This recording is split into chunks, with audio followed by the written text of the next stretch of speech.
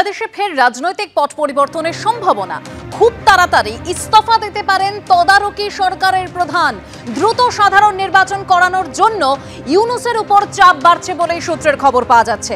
আরো তথ্য রাখবো আপনাদের সামনে। টেলিফোনে রয়েছেন আমাদের প্রতিনিধি রাজর্ষি দত্তগুপ্ত। রাজর্ষি, অর্থাৎ নিজের দেশেই চাপে একেবারে কোণঠাসা ইউনূস। দেখো, যা ঘটনাক্রম চলছে তাতে কিন্তু পরিস্থিতি সেই দিকেই এগোচ্ছে বলে একটা অত্যন্ত তীব্র জল্পনা তৈরি হয়েছে। বাংলাদেশের সমাজ মাধ্যমেও বিভিন্ন ছাত্রনেতার পোস্ট এবং অন্যান্যদের পোস্ট থেকে একটা বিষয় সম্পর্কে জল্পনা তীব্র হচ্ছে যে ইউনূস হয়তো ইস্তফা দিতে পারেন।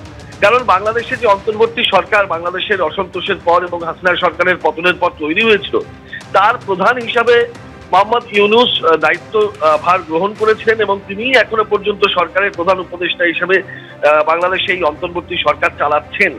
কিন্তু তার প্রতি অনাস্থা তৈরি হচ্ছে এবং রাজনৈতিক দলগুলো তো শুধু নয়, তার পাশাপাশি সেনাবাহিনীর অনাস্থা। কারণ গত বুধবার সেনাপ্রধান জেনারেল ওয়াকারুজ্জামান সমস্ত সেনাকর্তাদের সঙ্গে একটা বৈঠক করেন এবং সেই বৈঠকে তিনি যে বক্তব্য রাখেন যে এই অন্তর্বর্তী সরকার ঠিক মতন চলছে না, অন্তর্বর্তী সরকারের প্রধান লক্ষ্য ছিল বাংলাদেশে নির্বাচন করানো এবং নির্বাচিতভাবে গণতান্ত্রিকভাবে সরকার আসবে বাংলাদেশে, সেই লক্ষ্য পূরণ করার দিকে এই অন্তর্বর্তী সরকার এগোচ্ছে না, তাদের কোনো সদিচ্ছা নেই।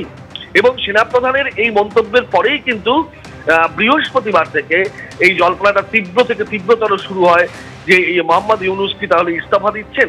এরপরে মোহাম্মদ ইউনূস, যেটা সূত্র মারফত জানা যাচ্ছে যে ছাত্র নেতাদের ডেকে তিনি একটি বৈঠক করেছেন তার নিজের বাসভবনে গতকাল এবং তারপরে বেশ কিছু পোস্ট ছাত্র নেতাদের সমাজ মাধ্যমে ছড়িয়েছে। বিভিন্ন জায়গা থেকে যে খবর আসছে তাতেই এই ইউনূস কোণঠাসা, তিনি এই অন্তর্বর্তী সরকারের যে দায়িত্ব দায় পালন করতে পারছেন না বলে ঘনিষ্ঠ মহলে তিনি জানিয়েছেন, চাপের মুখে পড়ছেন এবং সেখান থেকে তিনি ইস্তফা দেওয়ার সিদ্ধান্ত নিতে পারেন। এই জল্পনাটা তীব্র হচ্ছে। এখন দেখার বিষয় যে সামগ্রিকভাবে কি হয়, কারণ সবচেয়ে বড় কথা সেনাবাহিনীর অনাস্থা যদি তৈরি হয় অন্তর্বর্তী সরকারের উপরে, তাহলে সেটা কিন্তু অত্যন্ত তাৎপর্যপূর্ণ এবং গুরুত্বপূর্ণ।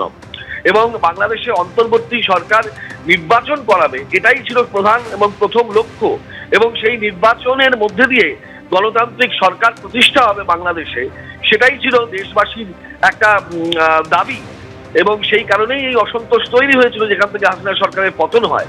কিন্তু অন্তর্বর্তী সরকার সেই লক্ষ্য পূরণে সেইভাবে উদ্যোগী নয়, সদর্থক প্রচেষ্টা নেই এবং অন্তর্বর্তী সরকার কবে নির্বাচন করাবে তার কোনো রূপরেখাও এখনো পর্যন্ত দিতে পারেনি। এই জায়গা থেকেই একটা অসন্তোষ তৈরি হচ্ছে, যার জেরে ইউনূসের ইস্তফা নিয়ে জল্পনা।